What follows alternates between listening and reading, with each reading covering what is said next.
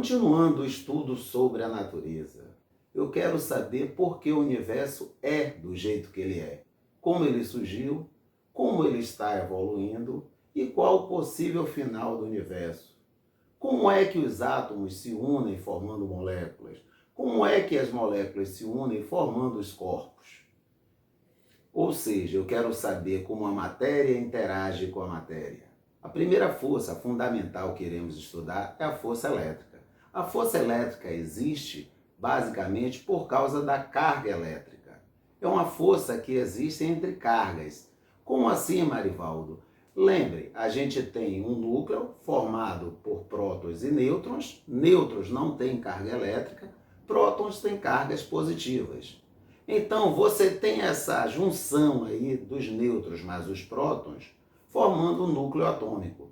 Já fora do núcleo atômico, temos elétrons que têm cargas elétricas negativas que estão girando aí em torno desse núcleo. A gente não sabe muito bem o que é essa tal de carga elétrica, porém a gente sabe que existem dois tipos.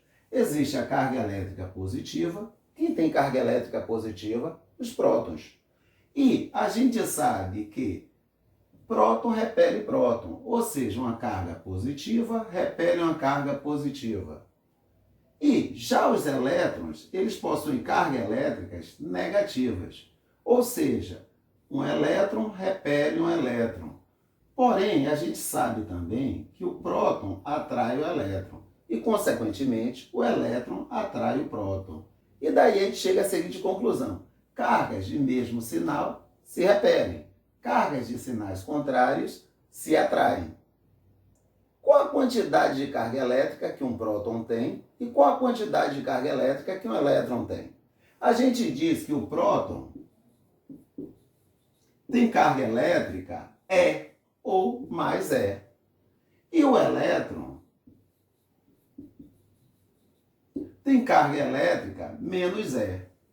E esse E corresponde a 1,6 vezes 10 a menos 19, a unidade de carga elétrica, nós chamamos de Coulomb, em homenagem a um físico que chegou à expressão que dá para a gente uma forma de calcular a força elétrica, que é a lei de Coulomb. Então, sendo assim, a carga elétrica de um próton, 1,6 vezes 10 a menos 19 coulombs. E a carga do elétron corresponde a menos esse valor, ou seja, menos 1,6 vezes 10 a menos 19 coulombs. Sim, e um corpo, Marivaldo, normalmente ele não atrai eletricamente um outro corpo. Por quê? Porque ele tem a mesma quantidade de prótons e de elétrons. Ou seja, tem a mesma quantidade de cargas positivas e cargas negativas. Então, eu não atraio eletricamente nenhum outro corpo. Eu sou eletricamente neutro. Então, aí a gente já deve guardar uma informação de extrema importância. Um corpo neutro não é um corpo que não tem carga elétrica. Não, todo corpo tem carga elétrica, porque todo corpo tem prótons e tem elétrons. Um corpo neutro é o corpo que tem a mesma quantidade de cargas positivas e de cargas negativas. Ou seja, um corpo neutro é um corpo que tem a mesma quantidade de prótons e de elétrons. O que Coulomb descobriu foi justamente o seguinte: a força de atração ou de repulsão entre duas cargas elétricas, ela é diretamente proporcional ao produto das cargas elétricas e inversamente proporcional ao quadrado da distância entre elas. Como assim, Marivaldo? Eu tenho aqui uma carga, Q1. Tenho aqui outra carga aqui, Q2. Vamos supor que Q1 é uma carga positiva e Q2 é uma carga negativa. Então eu tenho uma força aqui de atração entre essas cargas. Essa força de atração, ela depende de quê? Do produto, eu vou multiplicar essas cargas, e da distância entre elas elevado ao quadrado. E o K? E o que é o K nessa história? O K é uma constante, é um número. O K depende do meio que a carga se encontra. Se a carga elétrica estiver na água, o K tem um valor. Se a carga elétrica estiver no ar, o K tem outro valor. E se for o vácuo, o vazio, o K tem um outro valor específico. Então, o que eu quero que vocês guardem na cabeça aqui é que essa força elétrica, ela depende da quantidade de cargas que os corpos têm e depende da distância. Ó, ela é inversamente proporcional ao quadrado da distância. Ou seja, quanto maior a distância, observe que a distância ao quadrado está no denominador. Quanto maior a distância entre as cargas, menor é a força elétrica. Então vamos lá, eu quero perceber a força elétrica. Eu quero saber como ela funciona. Coulomb já deu para a gente uma boa pista. Ela depende do valor das cargas e da distância entre elas. Agora, peraí, quer dizer que no núcleo eu não posso mexer, porque lá estão os prótons e os nêutrons bem unidos lá por uma cola muito forte e que só é liberada no momento da explosão de uma bomba atômica. Mas os elétrons, eles estão girando em torno do núcleo. Tem elétrons que estão mais perto do núcleo, ou seja, mais fortemente ligados, e tem elétrons mais afastados do núcleo. Será que atritando dois corpos eu posso tirar elétrons? Posso, e é justamente isso que eu vou mostrar. Mas se eu tirar elétrons de um corpo, ele vai ficar com mais prótons do que elétrons. Ele vai ficar com mais cargas positivas que cargas negativas. Ah, então ele deixa de estar eletricamente neutro e passa a estar carregado positivamente. Mas como eu vou atritar dos corpos, simplesmente eu não vou tirar elétron, o elétron vai deixar de existir. O elétron que eu tirar de um corpo, ele acaba indo para o outro corpo. Ou seja, quando eu atrito dois corpos e de materiais diferentes, a eletrização, que é o processo que eu vou explicar aqui, o que é eletrizar? É tornar um corpo eletricamente carregado, ou positivamente ou negativamente. Para ocorrer a eletrização por atrito, eu preciso ter dois corpos de materiais diferentes. E eu vou atritar esses corpos.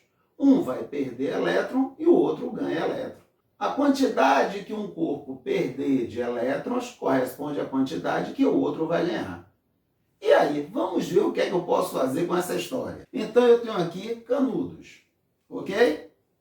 E tenho aqui papel. Tenho dois materiais diferentes. Então, se eu atritar, eu vou tirar elétrons de um e passar para o outro. Marivaldo, quem perde elétron ficando positivo? Quem ganha elétrons ficando negativo? Não tem como a gente saber essas coisas de cor.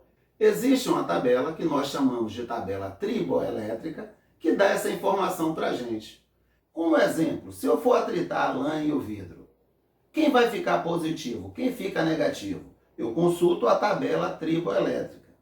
Quem aparecer primeiro, quem aparecer acima da tabela, é o material que vai ficar positivo. Então, por exemplo, na tabela, quem vem primeiro aí de cima para baixo? O vidro.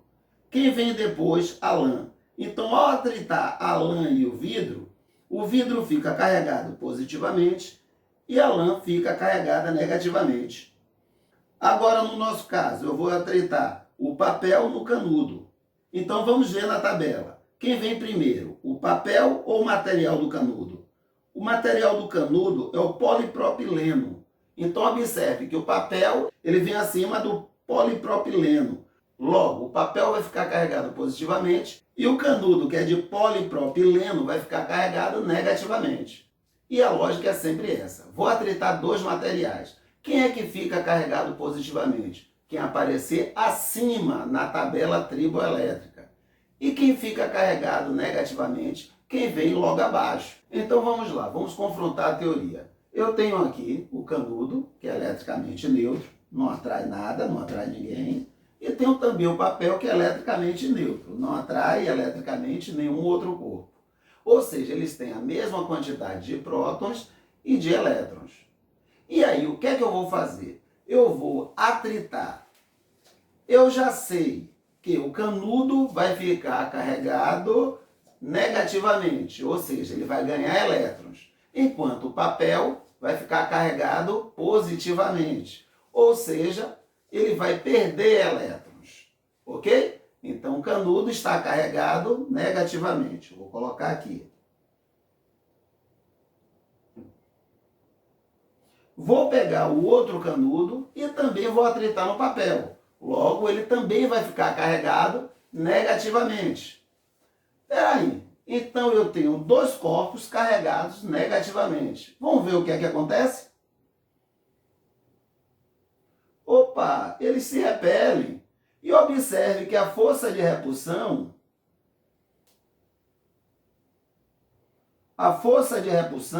ela depende da distância. Ó, estou bastante distante aqui, ó, não percebo a repulsão. Quando eu aproximo, então realmente Coulomb estava correto.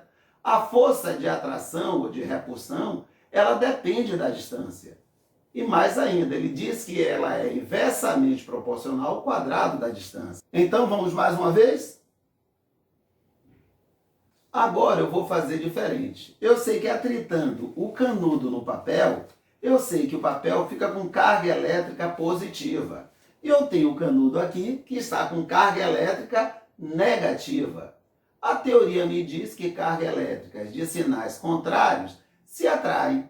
Então, será que o papel que está carregado positivamente vai atrair o canudo que está carregado negativamente? Então, vamos ver se a teoria está correta. O papel está carregado positivamente e o canudo está carregado negativamente. Vamos ver se ocorre atração?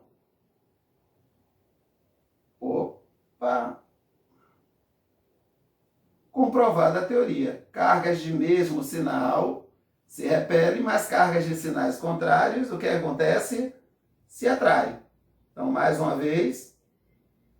Agora, o canudo é eletricamente neutro. Tem a mesma quantidade de cargas elétricas positivas e negativas.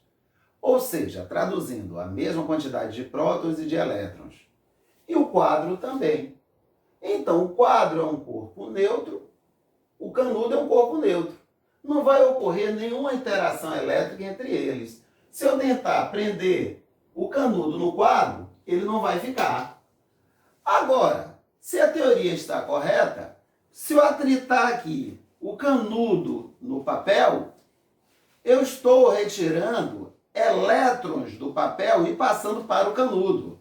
Ou seja, o canudo ele vai ficar carregado negativamente.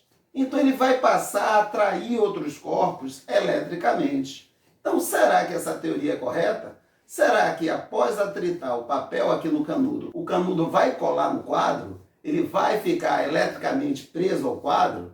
Vamos ver?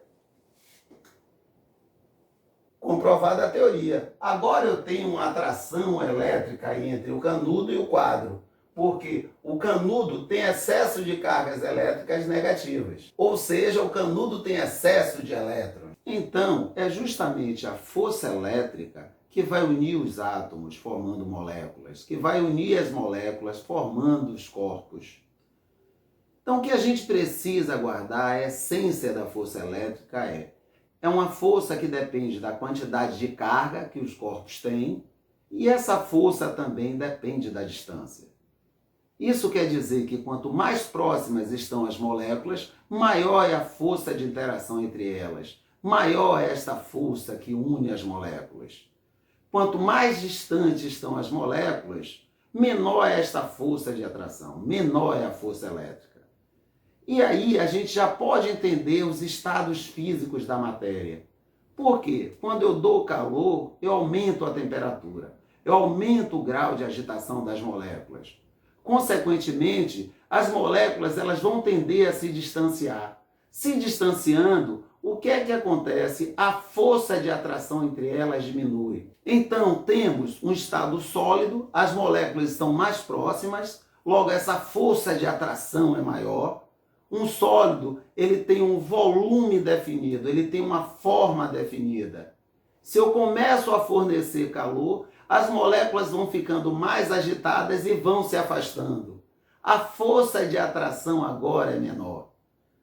Um líquido, ele não consegue mais ter uma forma definida. A forma do líquido é a forma do recipiente que o contém. Se eu tento segurar um líquido, ele vai escoar pelas minhas mãos. A força elétrica não é suficiente para deixar o líquido rígido. Ele perdeu a rigidez, ele perdeu a forma, por conta da redução dessa força de atração entre as moléculas. Se eu continuar aquecendo, as moléculas vão ter tanta energia, vão estar tão agitadas, que elas vão tender a se afastar mais e mais, até que elas se libertam. Então, o que é o estado gasoso? É o estado em que as moléculas se encontram completamente livres uma das outras. Sendo assim, qual é o volume de um gás? O volume de um gás corresponde ao volume do recipiente que o contém, porque como as moléculas estão livres, elas vão querer ocupar todo o espaço do recipiente. Então, basicamente, como é que a gente consegue mudar o estado de agregação da matéria, ou seja, o estado físico da matéria? Dando calor ou retirando o calor. Se eu tenho um corpo no estado sólido, eu forneço calor, eu aumento a agitação das moléculas, esse corpo passa para o estado líquido. Essa mudança de estado físico, do estado sólido para o estado líquido, nós chamamos de fusão. Eu continuo dando calor para o corpo. Então esse líquido continua se aquecendo, as moléculas vão ficando cada vez mais agitadas e aí elas começam a se libertar. E aí eu tenho a passagem do estado líquido para o estado gasoso. Essa mudança de estado físico nós chamamos de vaporização. Agora, por outro lado, se eu tenho uma substância no estado gasoso, eu tenho vapor de água. Se eu retirar calor, se eu esfriar esse vapor, o que é que acontece? Ele passa para o estado líquido. A gente chama essa mudança de estado físico de condensação. Se eu continuar retirando o calor, o líquido ele vai passar para o estado sólido, o que nós chamamos de solidificação. Agora, é bom saber que eu posso ter um sólido e ele passar direto para o estado gasoso, sem passar pelo estado líquido. E essa mudança de estado físico nós chamamos de sublimação. Como exemplo de sublimação, nós temos a naftalina. A naftalina ela é muito utilizada para evitar traças em guarda-roupas. Então, são bolinhas de naftalinas que vão passando do estado sólido para o estado gasoso, ou seja, vão sublimando, deixando um cheiro que serve como repelente para traças e baratas. Outro exemplo de sublimação é o que acontece com gelo seco. O que é o gelo seco? É gás carbônico no estado sólido. Então, o gás carbônico ele passa diretamente do estado sólido para o estado gasoso, sem passar pelo estado líquido. Então, mais uma vez, temos aí o que nós chamamos de sublimação. E o inverso também pode acontecer. Eu posso ter uma substância no estado gasoso e ela passar diretamente para o estado sólido, sem passar pelo estado líquido, o que nós chamamos de sublimação inversa ou ressublimação.